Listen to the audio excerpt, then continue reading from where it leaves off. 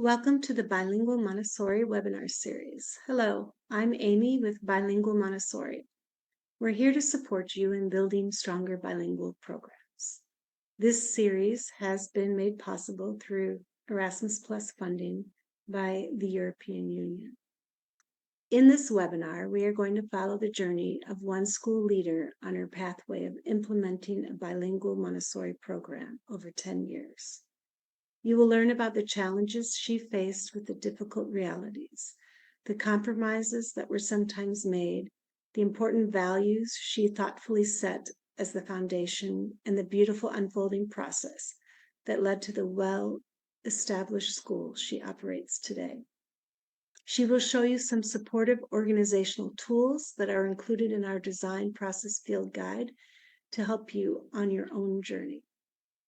Now I have the pleasure to introduce to you Lucy Wellstead, the owner and director of Montessori Cordova International School and the Education for Life group. Lucy grew up in Yorkshire in England in a very monolingual environment. She learned Spanish through immersion over the 20 years that she has resided in Cordova.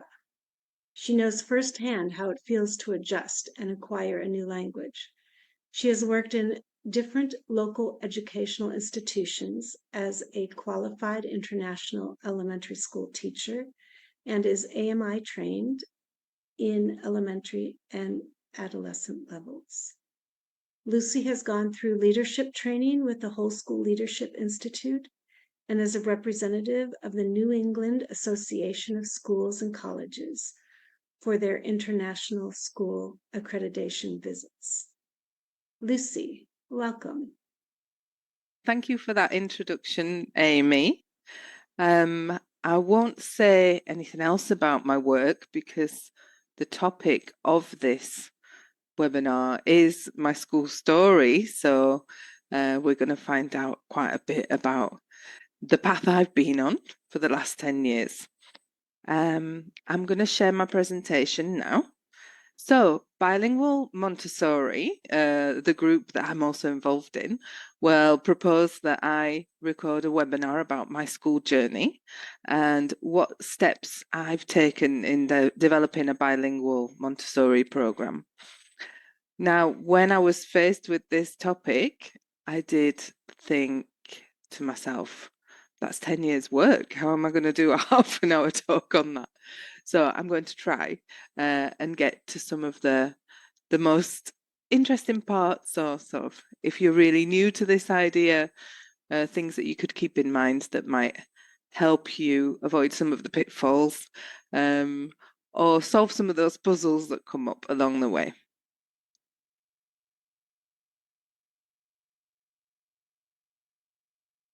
So, first of all, really, it's worth saying that our Montessori program in particular was designed to be a bilingual program right from the start. I actually had interests in Montessori, or respectful education for children, and a lot of interest in the process of learning additional languages as well. I'd worked in that field before. I'd also studied bilingual education, and I'd learned a language myself as an adult. And I was bringing up my children in a bilingual household. So the idea of a bilingual program to me was just something that was natural. I really, from my experience as a language teacher and as a primary school teacher, I had some ideas already formed about what would be the best way to share the gift of being bilingual with children, whilst at the same time respecting their own culture and their own first language. Now, we started off with a few initial premises, things that we knew we wanted to do. Well, the we's really me, because it was just me at the beginning and my husband listening to all my ideas. So this was how it started. I knew that I wanted to create a strong and authentic Montessori program. I didn't yet know the difficulties that would come up in marrying the two ideas of how to create a strong, authentic Montessori program in a bilingual environment. Way back 10 years ago, I think my thinking was, well, we'll just deliver the classes in English and it'll be an immersion environment and the children will learn, but they'll also be free because it's a Montessori classroom. And well, you know, a lot of things come up along the way that mean that you have to take decisions. Yes, just to repeat, the idea of respecting children's culture was important to me. I know there's a lot of schools around that kind of live in sort of a foreign school bubble. And I definitely felt that it was important for children to feel that their own language and culture were of equal value in our case, an English-speaking school, as English. So I was quite sure that I wouldn't be doing anything like prohibiting the use of first language between the children in the classroom or in the garden, for example.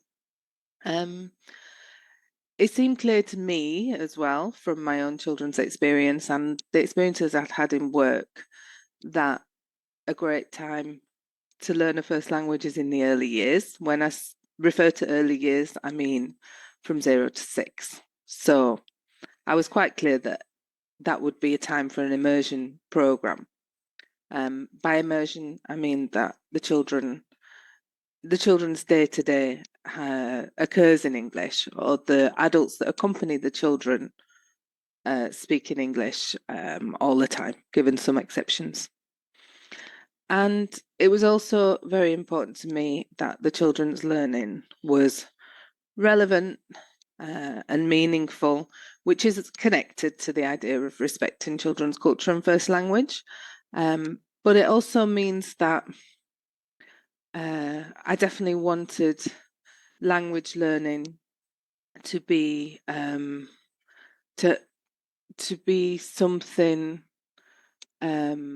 useful for the children, not something that they would do in isolation, just because adults say it's a good idea to learn English, which is something I think I'd come across in my time as an English language teacher when I was younger. And I worked with young children in English language academies, and sometimes I got the feeling that they just didn't know why they had to do this.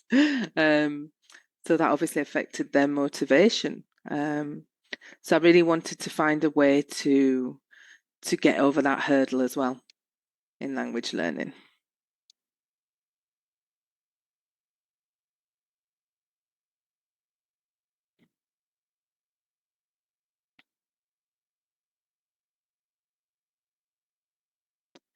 So I knew I wanted to create a strong, authentic Montessori program from nothing.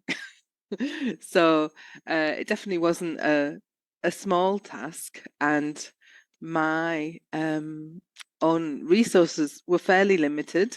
But luckily, my partner, my husband, decided that we'd use what little money we had to invest in me starting a little school, a little nursery school, and we rented a place in town that was sort of the ground floor of some flats, and it had a little garden area outside, which was quite unusual for this type of building in Cordoba.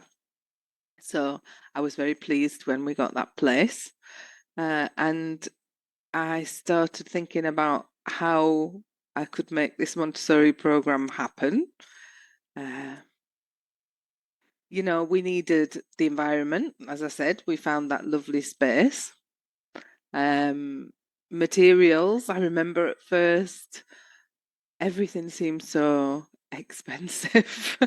And it really felt like it was all coming out of, you know, my family income pocket. So it was definitely tough and quite scary at the start. One of the most important things you need are guides and assistants to help you. And I'll go into that a little bit more on one of the following slides. And of course, you need children. You need parents to trust your new program with their most beloved, their children. I've chosen some of these photos, and I had a great time going back through the files, looking at these old photos to put in this presentation. I included this one here, which is me reading a story to a group of children I managed to convince to come in off the street. This was when we first opened, or we first.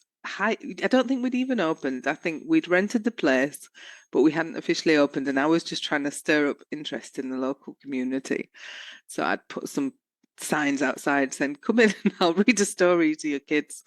And so it was interesting seeing that old photo. We didn't have anything, you know, just a chair. I saw these lovely photos of some of our first children in our infant community. We started with an infant community because it's easier in Spain. I know that's not the normal way to do things in Montessori. Normally you start with Children's House, but in Spain it's just easier to operate as an infant community in terms of licensing and regulations.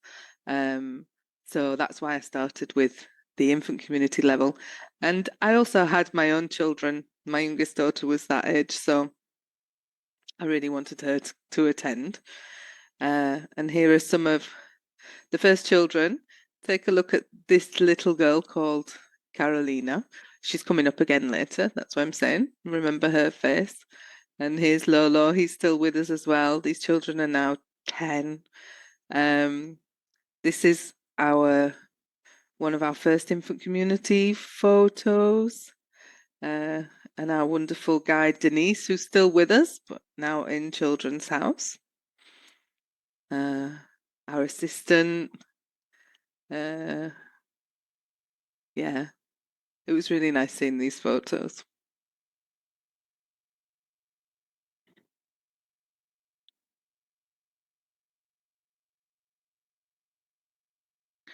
So I wanted to talk a little bit more about the human resources puzzle.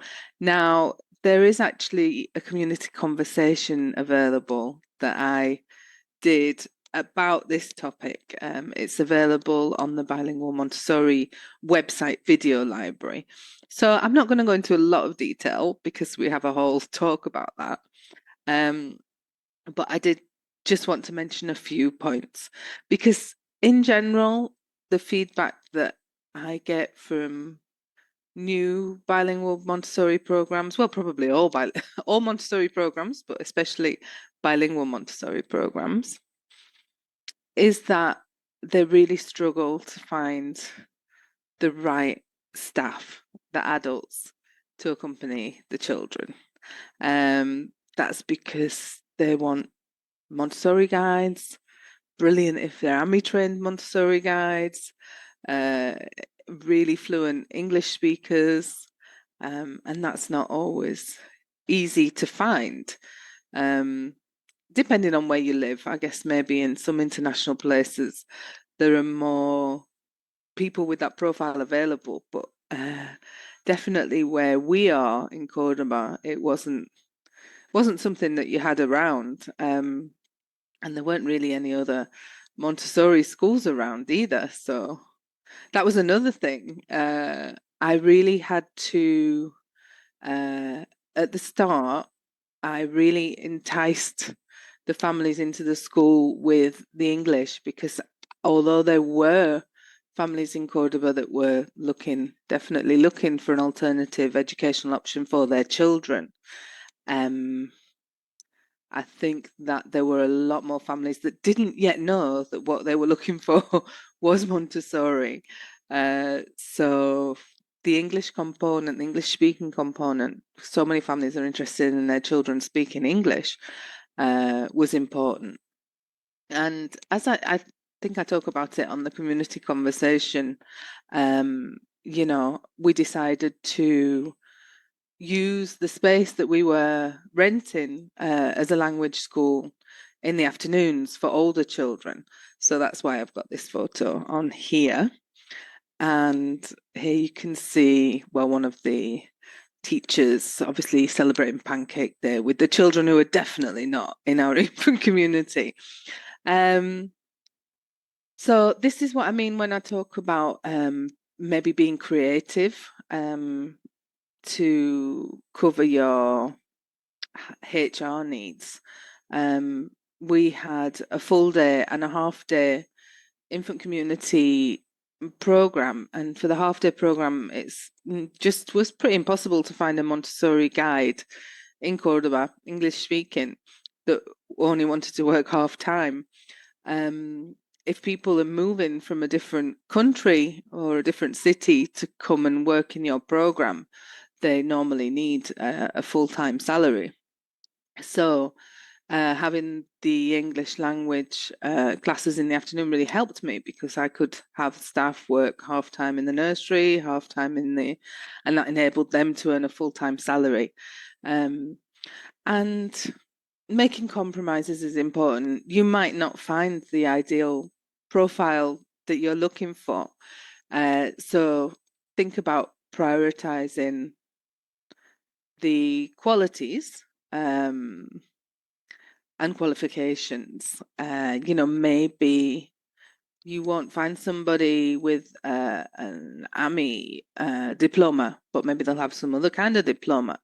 But if you feel after the interview process that their personality fits, then it's probably worth going for that.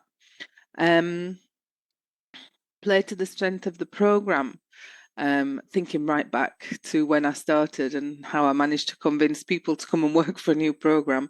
I guess I tried to definitely convey our serious intention as a young Montessori school, and also to convey that I would support them with moving to a different place. Some people don't speak Spanish when they move. That was the same as me when I moved here when I was 25.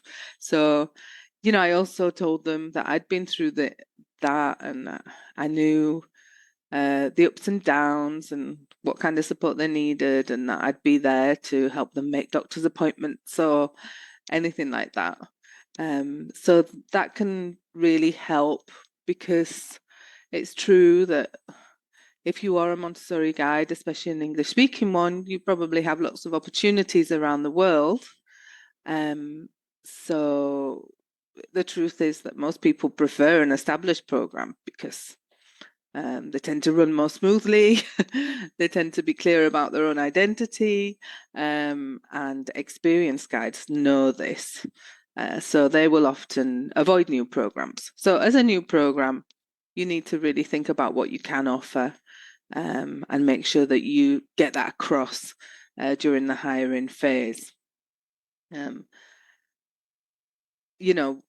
been lucky. We've had staff working for us for a long time, or I've been lucky, or we've just managed to build a good team, and I think we've all been involved in making the progress we've made together.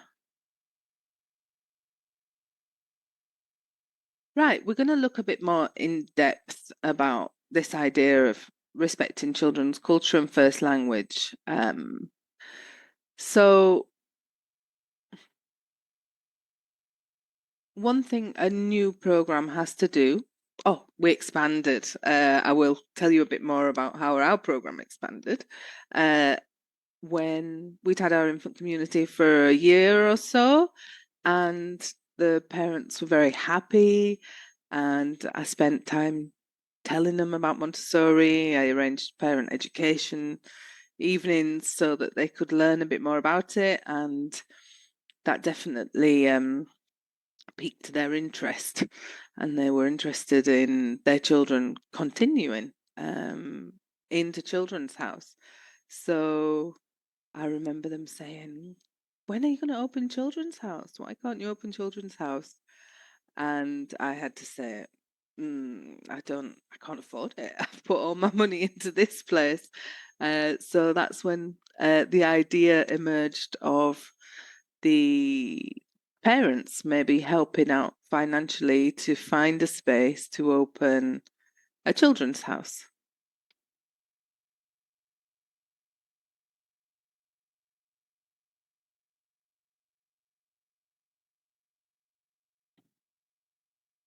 Again, it was clear to us that Children's House should also be an immersion program to really take advantage of that stage. But strangely enough, we also decided to open elementary at the same time. This is because of I think it's a particularity in Spain, which is that when parents choose a school for their children, they choose a school for their children at 3 years old, and they expect them to stay there. And so if you open a 3 to 6 program, it's possible that parents say, well, I won't be able to get into another school when they're 6 because all the better schools will be full. So I knew that we needed to open both programs. I also had an ulterior motive, which was that one of my children was at that age and starting elementary. So I wanted to open that program for her. So again, going against the sort of normal path of growth of a Montessori school, we opened Children's House and Elementary at the same time, and we needed somewhere to do that. So we found a lovely place. We looked for somewhere to rent first, but couldn't find anywhere. So we ended up in the end looking for more investment, getting a mortgage, and buying somewhere. And that's where we are now. We opened our Children's House and Elementary program in sort of 3 or 4 years after starting our infant community. And yes, we wanted to, it was a time to think really about how we could prepare a school culture that was bilingual, especially because in elementary, now by law, as an international school, we needed to include the teaching of certain areas in Spanish. And it seemed logical anyway. The areas are Spanish language, Spanish history, Spanish geography. So definitely made sense for us to do it that way. So for the elementary program, I needed to think about how this was going to be a bilingual program. Now moving over from our immersion programs in infant community and Children's House. To create this culture, because we decided that children were going to speak in their first language, which in the great majority of children here is Spanish, we needed to create an environment where there were lots of opportunities for spontaneous interaction in English. So you kind of need to engineer those situations because it's understandable that naturally when children are together and their mother tongue is Spanish, they will speak in Spanish to each other. I think as a Montessori program, it's inevitable that we think a lot about children's well-being or healthy, natural development. So we knew that the children needed to be able to express themselves in any language they could use. Because they need to develop fully. You know, it's not just about them developing their second language. And I'd seen examples in previous places that I'd worked when children were highly discouraged to speak their native language, that some children just practically stopped communicating at all. And I think developing communication in any language is very important. So what we needed to do was think of a way we could engineer the environment to create reason to use English. Another puzzle was also the fact that children varied so much in their language abilities. And as a new program, you know, it's quite normal that you don't have the luxury of being able to select the children that come into the program. So I think it's quite normal to have older children starting in elementary, or even in this kind of last year of children's house, who haven't had previous exposure to the second language that you're working in. Or Montessori, so that's a whole different webinar. And after sort of struggling with this over some time, and you know, lots of meetings with the teachers, the guides and assistants, about how we could overcome this puzzle, you know, we came up with the idea of creating individual language plans, which would help us to prepare the children's learning and to understand the language profiles of our group at a deeper level. And also to be sure that everybody's expectations were in line, because I think that one thing that happens often in bilingual programs is that there can be quite a lot of confusion about what the expectations are, or what the language objectives are, what the vision is. And this happens with staff and with families. So when we came up with the idea for the language profile and plan, that seemed to help everybody understand how we were going to work together. So here's a little video which shows our format, which I just thought about what information I thought everybody needed to know and what we needed to work with, and designed this form. So let's have a look at that together. Here is our profile and plan.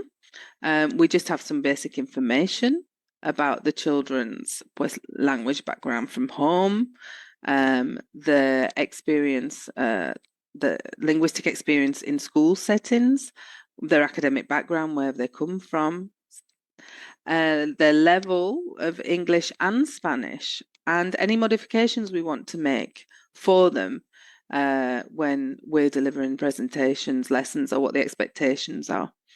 Then we include a section about what the families are expecting this child to be able to achieve in the future, including what target we want them to have at the end of the level. And then this is something a bit more technical, where we evaluate what level they're at each year. We do a review mid-year, and try and see if we're really keeping up with what we expected. Now, these language plans, we only use them for children who fall outside what we call the regular experience of children in our program. So that's children who start when they are older than 4 in the program with no previous experience of either one language or the other language, and children who may have some specific language difficulty. Apart from that, that's when we use these profiles and we share them with the families. Another thing that is very important for your community is for everybody to understand what the language expectations are for the adults and the children in the environment, and what the objectives are. This is our current language policy. We're going to have a little look at it again in the video. And in this policy, you really need to be able to share with everybody in the school, the staff and the families, what your vision is, because I think that one common pitfall is people not being aligned in the vision of why we're delivering a bilingual program, how we're delivering a bilingual program, what expectations are for the children. And because it's actually quite complex to find a way of delivering authentic Montessori in a second language environment, it's important for the guides and assistants to feel clear about how they can work with the children and what's expected of their work with the children. And they're going to need support and ideas and help, not necessarily from administration, but from outside sources, from each other, and time to share their ideas and their good practice. But having a policy helps everybody to literally be on the same page. Let's have a look at the policy here. We're not going to read through it all, but I just want to show you the different parts of the policy. So we talk about how we use language around school, what the expectations are when we communicate with families. We talk about how we use our record-keeping tool. In our case, it's Transparent Classroom. What the language objectives are for the different levels we have, infant, community, children's house. We also include exceptions to these rules, as there will always be exceptions. In our case, for example, we recognise, as we prioritise well-being, that it's often better to speak with children in their first language, especially when they're adapting to a new environment or when they're new to the school, that sometimes really having a clear understanding of what's being said is the most important thing in an interaction. So, for example, if we're dealing with conflict resolution or something that has really upset a child, then we don't want to create that extra barrier to being able to connect and calm down and think about solutions. So that's the kind of exception we have in our policy, but it does really help everybody if you share that as an official exception, you know?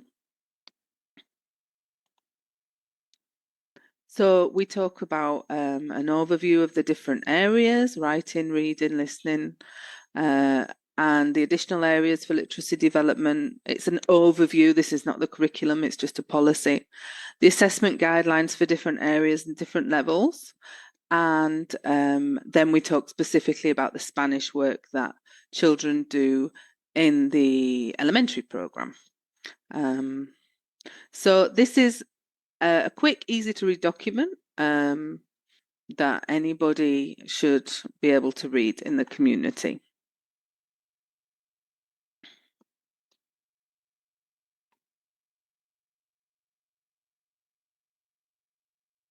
I think it's also very helpful to understand, as I think I always did, that language, developing a bilingual program is quite a long path, because learning a language takes a long time. So, excuse me, you can't. Sorry.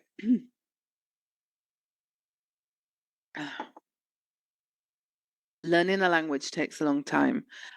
So you can't expect to open a bilingual program and have a bilingual program in 1 or 2 years' time, especially when you're from a very monolingual community, as is our case here in Cordoba in Spain. So people need to understand that it's a process. Actually, now in our program, as I said, I remember I showed you the photo of the little girl who's now 10. So she's been with us for 10 years. She's one of our upper elementary students. And it's now when we have the majority of students having been in our program for such a long time that we find ourselves having to make less and less individual adjustments for language level.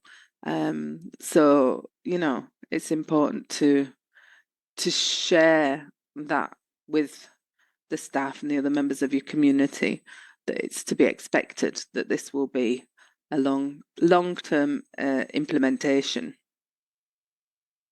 That also makes it extra special when you eventually get there. So I wanted to go into a bit more detail now about why we decided to implement an immersion program in the early years, which I mentioned was the 0 to 6. I know that a lot of bilingual Montessori programs don't do this, and it can work very well as well in different ways. I think it depends very much on the school context. So in our case, as I said before, Cordoba is very much a monolingual environment. Most children on our program, the only exposure they have to English is at school.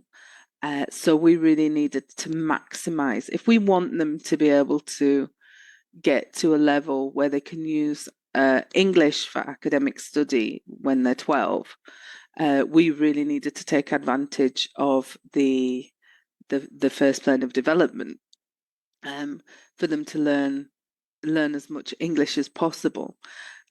So an immersion environment for us just makes language learning very natural as well. If the adults in the environment are using that language to communicate with the children have a real, genuine reason for trying to express themselves in that language.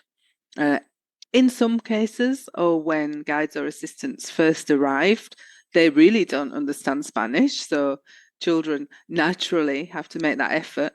And that actually also happens when we get a student in one of our environments who's come from a different country and doesn't understand Spanish. You know, that's when you see, suddenly the children are using a lot more English between themselves. So that can also be very positive for encouraging the production of English. I think when children have been through an immersion program from 1 or 2 years old, you know, their listening skills are great. They normally understand everything that's going on in the classroom very quickly.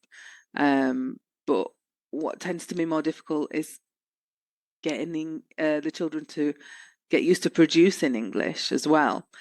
Because obviously, as I said before, we do allow them to express themselves in Spanish. We felt that was important.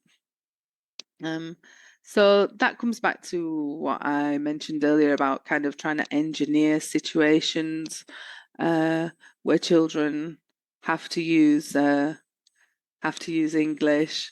The guides don't generally pretend that they don't understand Spanish, but they do maybe try and set a tone. So one tip, for example, is if you're doing circle time or sitting around with the children, like here we can see one of the guides sitting with the children to talk about some planting, I think. Then obviously she will always be speaking in English, but if she wants the children to join in the conversation in English, then one good tip is to choose a child that you know is going to answer in English first. You know, and you don't have to be explicit about it, but then the other children automatically just go into, oh, this is an English conversation mode. And it also involves maybe thinking about extra games or materials on the shelves that children can use together to have conversations in English. Just to go a little bit more into detail about how to ensure that learning is relevant and meaningful. I think having the second language as a language that's used around the school is really important. And if you have a program or a situation where that's not happening so much, then maybe you have to try and make some changes and decide together as a team, I don't know, look, when we're around the school, we're going to try and the adults and speak to each other in English as well. Or try and think of any opportunity really for the children, whether it's having maybe pen pals from another English-speaking country or not an English-speaking country, but the common language is English, and doing different projects where they're using the language to communicate something that they really need or want, which is where this little video I've got comes in. This is the recent thing we're doing. This came from one of our elementary groups who wanted more reading books. So they themselves decided that they wanted to create this little video to try and launch a book drive. So I'm going to play this little video. It's really sweet, and it shows the children using English for a project that they've designed that they want to do. And I just wanted to let you know that this girl on the right is the little Carolina from one of the first slides. So let's see how she's grown. Oh, hello, amazing parents. We have a special message for you today. We are on a mission to make our school library even more fantastic. We need your help. It's time for a magical book drive. Imagine all the new adventures and knowledge we can discover together.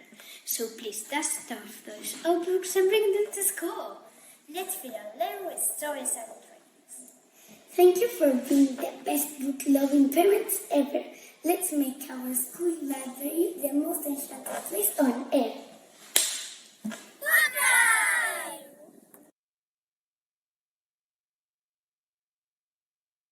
Oh, isn't that just a lovely little video? So yeah, you know, it's great to see how those children have progressed since they were babies, and also, you know, that's an example of a way that we use language, our English language, in different parts of the school and across the curriculum. There's quite a lot of ways that you can be conscious about where you can find opportunities to support children in the development of their second language when you're doing all different types of activities and presentations. this webinar doesn't really give me time to go into that, but I know there's going to be lots of really interesting information about this in the field guide that the Bilingual Montessori group is creating, and also on their online courses that are coming up soon as well. So back to our school story. So I think one of the things that we found puzzling was how to find the right mix of languages in elementary, because this, bear in mind what I said, this was our bilingual environment. Now, at first, we really thought that the most important thing was to have an English-speaking elementary Montessori guide to work with this very small group of children. I think there were only 6 or 7 children in that first year. Because actually, a lot of these children didn't really have much knowledge of, well, it was about 50-50. About half of the children knew English quite well, and the other half didn't. Now, this is where we learned that it was very important not only for guides to be great Montessori guides, but also for them to understand the process of learning a second language, and also that they understand how to adapt their work for second language learners. This was where we developed a profile that we use a lot in our school when we're searching for staff. I think pretty much all our guides have some qualification and experience in teaching English as a second language alongside their Montessori qualifications, and that is definitely very helpful, so it's a good thing to bear in mind. We quickly decided that what we needed in this environment was a Spanish-speaking guide and an English-speaking guide, and that we would divide the areas between these two guides. So if I remember rightly, the English-speaking guide took care of obviously the English language, the maths, art, music, that kind of presentation. And the Spanish-speaking guide did the cultural parts of the curriculum, the history, science, geography, and Spanish language. Now, what we observed here was that the children definitely gravitated towards the person that spoke their mother tongue. So this was over the course of maybe a year or two. We observed that children developed preferences for working in the areas where they were working in their own language, in their native language, and that definitely didn't seem right. It's not right that children decide they don't like maths because maths is in English. So that was a puzzle. We had to sit down and really think about how to solve that one. We decided that as a program that definitely had the objective of most children being able to have a good enough level of English at 12 to be able to continue their studies in English if they and the family wanted to, that in order for the children to connect with all the areas in the classroom with the same amount of passion and motivation, and also to connect with the guides. I mean, the relationship that children have with the guides isn't just about presentations. It's also very important for the children to feel connected to the guides, not just for presentations, but to feel that they trust that adult and can go to them with any difficulty or problem that they might be having. And we definitely didn't want language to be a barrier to this. That's why, as I mentioned before, one of our language use exceptions is moments of conflict or distress. But we were trying to think of a way to not have this kind of, I don't want to say competition, but it was like a pull in the classroom of, you know, the children would always go to the Spanish speaking guide with all their difficulties or their questions, or just to chat with them about their weekend in the patio, you know, that kind of thing, which is all really important in building that relationship. But it wasn't happening so much with the English speaking guides, and it just seemed like, first of all, a shame for the adults involved, but also that it was frustrating because the children weren't really taking advantage of those opportunities to practice their English communication as much as they could. So that's when we took the decision to run the elementary classrooms really almost all in English. Bear in mind that our program had already been running for a few years as well. So we were now enjoying that situation where we have children moving up to our elementary program who have been in our infant community program and children's house, so have a strong base in English. So these factors came together when we decided to move towards this model. And that's when we decided to present all the areas in English, with the exception of just Spanish geography and Spanish history. And what we have now is a system where the assistants in the class are actually Spanish primary school teachers who have an excellent level of English. So they use English in all their day-to-day interactions with the children, but when they do the presentations related to Spanish language, history and geography, that's the only time that language, that Spanish is used in the classroom from the adult in a presentation. And this, pretty much immediately alleviated that situation of the children having preference from one guide to another, and we moved over to the system of having a guide and an assistant in each classroom. In one classroom we have co-guides, a Spanish speaker and English speaker, but that's because they like to work that way, and that can work well as well when both parties are happy with that arrangement. Because I do think if someone who prefers a lead guide role is forced into a co-guide role, that can obviously often be difficult to manage. It can work well and be a nice environment, but it's not necessarily helping the adults in those environments to feel that they are really achieving all they want to achieve. So there were our moments of trial and error in elementary. I mean, despite those changes, children were always learning. We were always learning as well.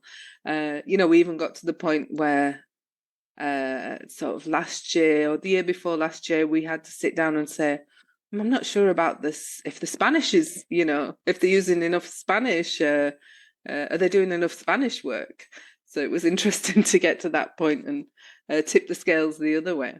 And we spent some time focusing on strengthening our Spanish curriculum with them. So I think that every program will kind of find these things along the way. And it's also important to work with what you have. As I mentioned before, we started a policy of what we call training local talent, we called it.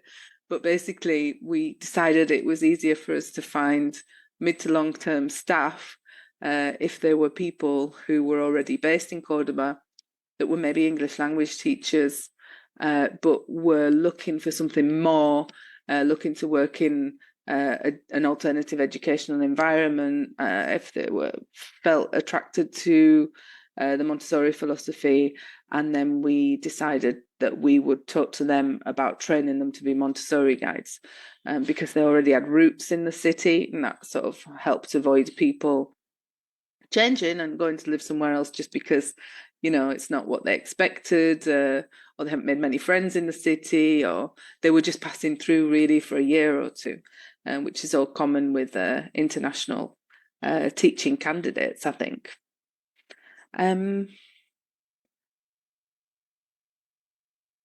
So this is our school now. In 2019, we built our new building, and that's when we managed to expand to include multiple classrooms from each level. So we now have 2 children's houses and 3 elementary environments, and we're definitely enjoying being able to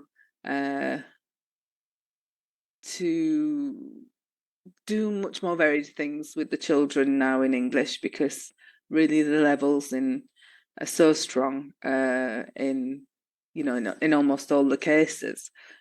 Just to encourage you all to stay positive, to always reflect on the progress that you are making, to share with your community that you know, it's not going to happen by magic.